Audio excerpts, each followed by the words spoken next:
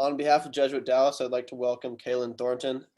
He is the North America Vice President of the men's brand management at Nike. So I'm pretty much just going to ask you a couple questions about your experiences, your education, and athletics, and just all your life experiences. So how are you doing today? I'm doing fantastic. I appreciate you talking with me, Nick. Great. So my first question for you is, what is it like to work for a globally recognized brand like Nike? It's been amazing. Like on a couple fronts. One, when you have a brand that has the legacy that Nike does, particularly when it's around something I'm so incredibly passionate for in sport, it just feels like a dream come true. So the opportunity to work to inspire kids, communities as a whole, around what the power of sport can do for you and what it can do to change the world has been the realization of a lifelong journey I've had around sport. And so it's just an honor and privilege to be able to be here and contribute to the brand. Great. Love to hear it. So I read a little bit about your athletic background, but for all of the viewers, I'd like if you would mind to tell a little bit about your athletic background, and if you wouldn't mind. Absolutely. Well, I mean, first, it all starts in Dallas. That is where I was obviously born. My dad moved there back in the late 70s, and the dad and mom moved there in the late 70s. And so I grew up in the community in Dallas. I started at Montessori Children's House, for those who are old enough, then went on to St. Alcuin right there in North Dallas. And then I had the chance to go to Jesuit, but didn't end up going that route. I went over to St. Mark. So I'm a marksman. There's a lot of love though for the community. So, and that's kind of where it all started. So across basketball, football, track and field, there was a number of sports, because I definitely believe that you can pull a lot from all of them. Was able to get after it right there at Bailey Field. And then went on to the University of Texas, where I was fortunate enough to play 4 years under Coach Mac Brown, and then had the opportunity to try out for the Cowboys right there in my hometown. There was a couple other teams that I could have explored time with, between the Eagles and I think it was the Falcons. But ultimately, it was like, hey, I've built this legacy here in Dallas, so I wanted to give back to the community, and it was just an awesome opportunity to be a part of that team and play for, at the time, Coach Parcells, who was an incredible mentor, is an incredible mentor to me. And so that was a journey and the long and short of it.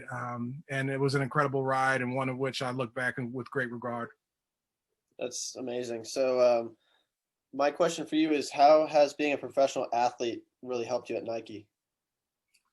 It's a great one. I think the one that you probably hear from a lot of athletes is just the notion of what it means to be a part of, lead, and in some cases contribute to teams from behind. And so the notion of being able to put past any differences, what it means to actually define a unified vision and come together and achieve something that collectively you can do, you can go further versus individual or all-stars, is something that is one, just like that team atmosphere, what it means to be a part of that environment is something I carry with me. The second piece that's related to the team is like how to overcome and navigate through adversity. So every athlete, no matter what your sport, knows what it is to fail, and knows that failure is not a bad thing. You learn. There's a quote actually, in my time working with Michael Jordan, where they talked about MJ never failed, he learned. And I take that wholeheartedly to all my experiences. There's always something you can gain from something that doesn't necessarily go your way. And so being able to have that fortitude and push through it and then take it with you to the next experience is huge. I think the third piece is around discipline. Anyone who knows what it's like to sweat it out in the middle of Texas two-a-days and have the sun beating down on you under pads knows what it means to be disciplined. Like, you can't be out late the night before. You've got to stay hydrated. You have to pay attention to your body. So that self-discipline is huge. And then the last piece, I think there's something to be said about healthy competitor nature. And I qualify that with healthy, because too much competition is actually a bad thing. But to be able to know what it is to be driven, to have that aspiration to be the best personally, and then also be the best in terms of the team, going back to number one, I think those are the 4 areas that I pull from athletics into my day-to-day for business all the time. It's a part of it. I think those 4 areas are important for everyone in their day-to-day lives, whatever school they go to, Jesuit, St. Mark's, or whatever school you go to. I think it's definitely important. So, Absolutely. Well, how has your experience as an athlete made it easier for you to work at Nike with sponsored athletes and just in general? I think it gives common ground when I'm walking into a conversation with a Russell Westbrook or a Zion Williamson or a LeBron James. Like it's something where I could at least have a level playing field. But at the same time, I have a keen awareness that my experience in sport is very different than theirs and is very different than ultimately the consumers that we're trying to serve. So it gives me a common ground to at least be able to show them that I can relate to it. But I feel like the biggest advantage it has is back to the 4 things that I mentioned, but also around the curiosity on what it takes to actually execute and solve and create the game plan. So I often find that the strategic side of sports, where you are in the huddle, so to speak, or on the pitch, or you're talking it out in the case of baseball with between the catcher and the diamond, that reactive nature and what you need to do to adjust to the game plan is what I lean on the most. And that's even happened within the context of meetings for athletes, where we went in with one point of view, where we were trying to pitch a story or bring to life something, and you could instantly read it wasn't necessarily going the right way. So we had to call it audible, and we needed to do something different. And that's the area where I feel like I've been able to lean on that more so than anything in order to be successful in my role. And the one thing I'd say, my experience thus far within Nike has been one that I actually haven't been in sports that I was, necessarily had experience in. Like the first space that I got into was around wearables and digital tech, and that was largely unknown. Like no one knew what to make of things like Fitbit, and at the time it was Fuel Band that we were launching. So that was a great learning opportunity. It required you being really reactive. They put me in running, which anybody who knows football players, basketball players, we run within the sport when we have to. We don't necessarily run for distance. And so the idea of running 3 to 10 miles was so foreign to me. It was punishment when I was growing up. And but being able to understand running culture was a new space. And so I couldn't rely on football or basketball or any of the sports I played for that. I needed to go start from scratch. And then I ended up just very, very slowly, but I ended up finishing a marathon on my own accord as a result of that experience. And then they even put me in skateboarding at one point in time. And that was a new space altogether. That is as much a culture as it is a sport. And so you start to, the benefit of having those experiences, you see commonalities that you can rely on across all sports, but at the same time, you can't allow your own experiences to bias the process. Like you really have to start from scratch and allow yourself to immerse yourself with consumers, with the athletes, because things are changing on the daily, particularly in this day and age where there's so much digital acceleration. There's so many new tools. There's so many new factors in the environment that frankly, I didn't have to navigate when I was growing up. Wow. Well, I never knew that you went to worked with skateboarding. That's definitely out of your comfort zone to hop into, but that's amazing. Sure. So. Yeah. I know what a kickflip is now, but I can't say that I ever actually did it. So yeah. Well, so you mentioned you went to a private all boys school in Dallas called St. Mark's, which we are all familiar with, which is similar to Jesuit actually. So my question is, how do you look back at those formative years of high school, and how do you think it served you today? Incredibly fondly. Like, the beautiful thing about St. Mark's Jesuit is the same way. I think you can include Cistercian, Green Hill, that North Dallas private school community, is that you are exposed to so many incredibly successful people and have the opportunity to learn from them and to build those relationships. It relates to your mentors and folks that can just help you navigate life, that they pose different questions that I don't know that I would have landed on myself. Like, even as I was at the University of Texas, I had a really good mentor at the time ask me about going and getting my master's and pursuing an MBA. And to be honest, I hadn't even thought about that. At that time, I was really focused on the game itself and making it to the NFL. But even the thought of that question being, the seed of that question being planted, caused me to ask, well, why? And what else is out there? And I started to really bridge the gap between what my parents had instilled in me, and that's this focus on academics and even thinking about the life after football at an early age. And I don't believe if I didn't have that experience with that community, I would have even thought that way. And so that's largely the reason I went back and got my MBA. That's largely the reason I was comfortable when it came down to transitioning from sport into other fields, that I was comfortable doing so. And that was one piece. And then when you think about my career after football, for those who don't know, I actually worked with Nick's father in finance as a part of Morgan Stanley and Smith Barney at the time. And I was able to build on those relationships again. I think between the rapport that we built and even some other mentors that I worked with, there's just this very strong community that is an outcome of institutions like St. Mark's and Jesuit that serve you throughout your entire life and beyond. And I hope one day that I can even pass it on to the kids. We're obviously moving around a lot and not in Dallas anymore, but rest assured, I've brought them back and showed them campuses, and hopefully they can have the same experience for themselves one day. Yep. So you just mentioned that you had your MBA, which I had read about. So do you think if you hadn't gotten your MBA, you'd be as successful in business as you are today? That's a tough one. I think there's incredibly successful business leaders and entrepreneurs who do not have an MBA and frankly may not even have an undergraduate degree.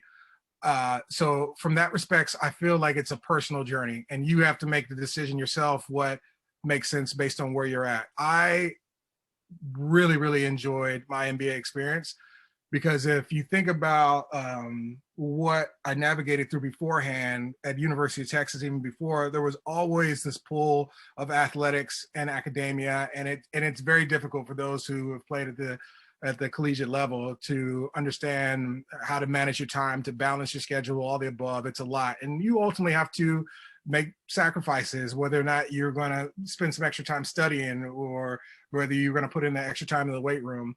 What I enjoyed about my MBA time was not necessarily the association of the credentials. It was a moment to really have some self-reflection and think about what was most important to me. That was even the question that ultimately I had to write in order to get into the school, was what was most important to me. And that process of taking the time and really thinking about it, and having a little bit of introspection around what it was that motivated me was largely what brought me back to, like, you know what, this sport thing I've been doing all my entire life, that's for a reason. I love everything about it. I may not be able to play it at the same level that I used to, but I want to be around it. I get energy from that. And so that was largely what my MBA experience did with me, in addition to having and fostering some of the similar relationships that I got from St. Mark's that you get from Jesuit, because you're around some incredibly bright, talented people. And I always love surrounding myself with people who are smarter than I am, frankly. Like that's how I get better. That's how I learn. And that's what that experience afforded me. Great. Well, that's definitely important for me to know. I personally want to study business, so that's interesting to hear about other people's perspective. So I'm sure a very common question you get, what's it like working with number 23? I mean, it's one of those moments. There's people in life that have an aura as soon as they walk in the room. And no matter who you are, no matter what you've been exposed to, they just command attention. And working with Michael was that experience. I'll tell you a brief story. Like my first interaction with him was at an event that we call the Board of Governors. And the Board of Governors was a moment in time where all the Jordan athletes come together, and it's essentially a welcome to the family moment where they understand what it takes to be a Jordan athlete. We tell them a little bit about the business, and there's just a little bit of camaraderie. And so I wasn't originally supposed to go to this because my manager, my boss at the time, was scheduled and he had a conflict. So I think it was about a week before this event, and I was basically called in to present. And so my first interaction was presenting to Michael. Was sitting on the couch over here, and then there was a bunch of athletes in the background, like Carmelo Anthony.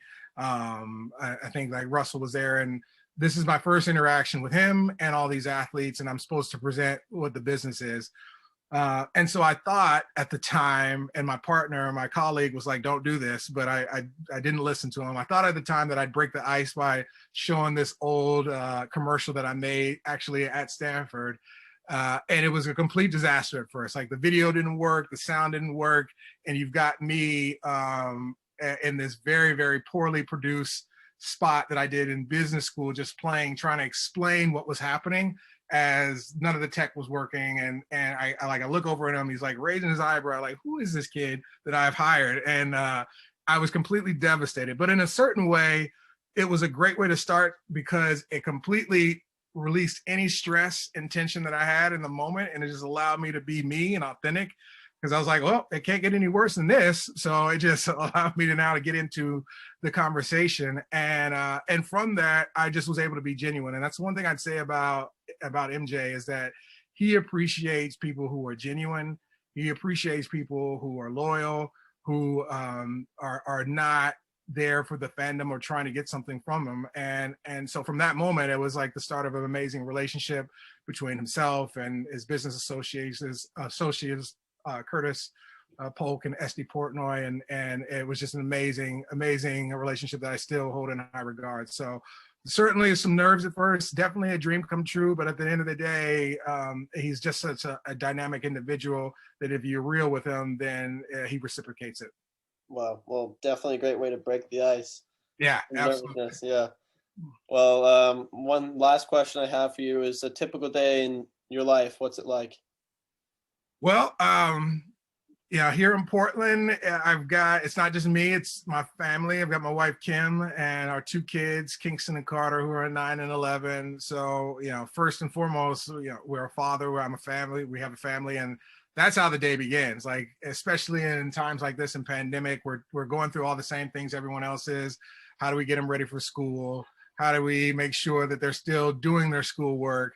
How do we make sure that they are able to have outlets of energy, because they're boys and have tons of energy. They play sports themselves. So that's like battle number one. If I can successfully navigate through the day doing that, then I consider that a win. And then when it comes to the job, it's at this point in the stage of my career, there still is a lot of elements that are executions. Like we work a ton on building the strategies and brand campaigns for our products and athletes and experiences and services. So that is largely what I'm charged with. But it's also being there for people, and that's where I'm at in my career, just making sure that the talent that we have, the individuals that were once in my position 10 years ago where I was starting into the brand and just trying to navigate, that they have everything that they need, that we're being supportive, that we're developing them. So talent development, pulling the team together, giving them the tools for them to do their jobs effectively is largely what I do on a day-to-day basis now. There still are moments and times where we'll have a really big initiative and it causes us to work through the weekend, or it causes us to be on when other people are on vacation. And that's a little bit of marketing in general. Marketing is one of the few areas within corporate America that's always on. You always are managing your brand. You always need to be ready in case there is something that happens. And so it's fun. I love it because it keeps you on your toes. You have to be nimble. Going back to where we started the conversation, you have to be flexible and know how to call audibles. Yep. Okay, well, I think that concludes the interview, and I really appreciate your time. Absolutely, man.